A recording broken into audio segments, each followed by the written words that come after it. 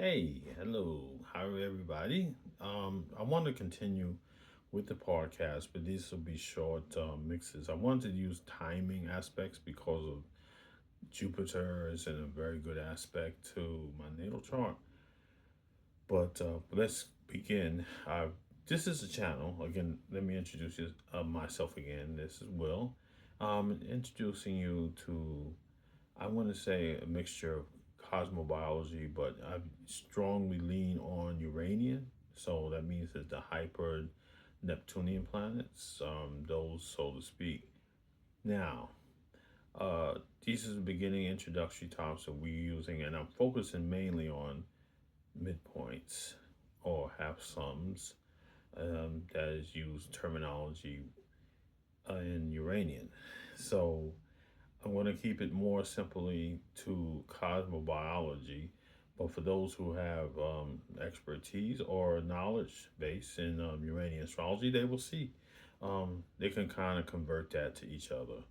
So I just want to do now. Let me say that midpoint is so intriguing because you can use various aspects of it. So I use one thing with midpoints. I use timing aspects, um, particularly through my midpoint sort. From a, you can get this. It's very standardized even online.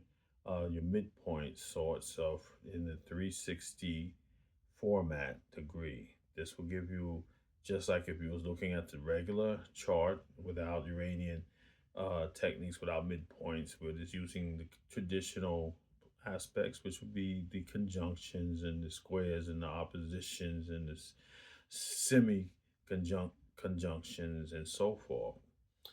And this way you can just identify the degree of that midpoint.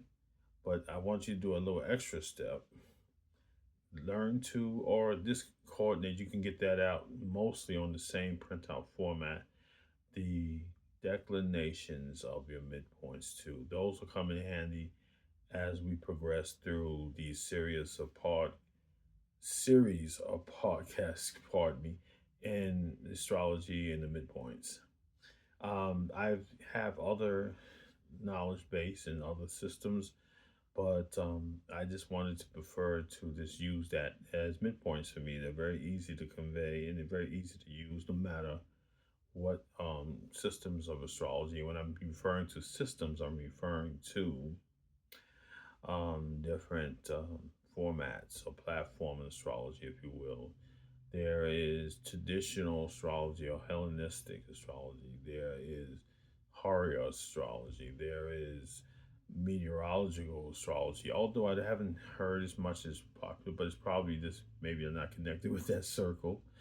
And then you have synastry astrology, which is another PowerPoint I would encourage when you're using synastry, and that can be um, the relationship charts or the traditional chart comparison. Now, composites is another form, but it's made up of midpoints.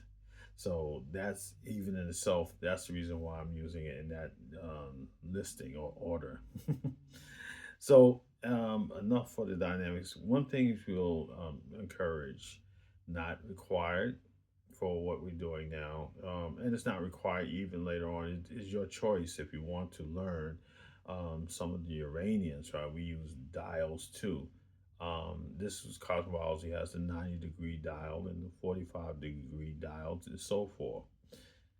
These are what you would start to utilize to see a more of a pinpointing, so to speak, of what you're looking for. Now you mean pinpoint, meaning not only you see delineations on a chart by learning the sun midpoint and the midheaven or meridian, as they call it, in Uranian system, gives you insight too.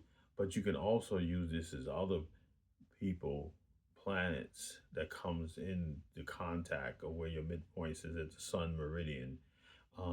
That would be a heavy kind of a telltale sign that some person is impacting you on a very personal basis.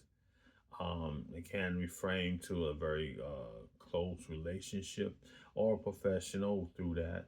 but usually the meridian is a little, let's say, forward slash, a little more extra to what they use the traditional meaning of a meridian, and that would be the 10th house or the MC. And we can use it for not only parental, but you also use it just for professional, as not as delimited, but just mainly it's just going through that and seeing how you can identify by looking at the sign on your MC, can give an indicator. Now, of course, we would use other factors like a Venus, your second house ruler, and so forth to give you a more fuller extent. So that's why I just wanted to end on that point right now for this tape. So you can get another upbringing because I want to do it frequently. But again, I wanted to just push something out today, just to show that oh boy, I'm getting tongue tied. To show that this part that the podcast is alive and will be coming coming, and that I think should begin the ending of what we should look at this.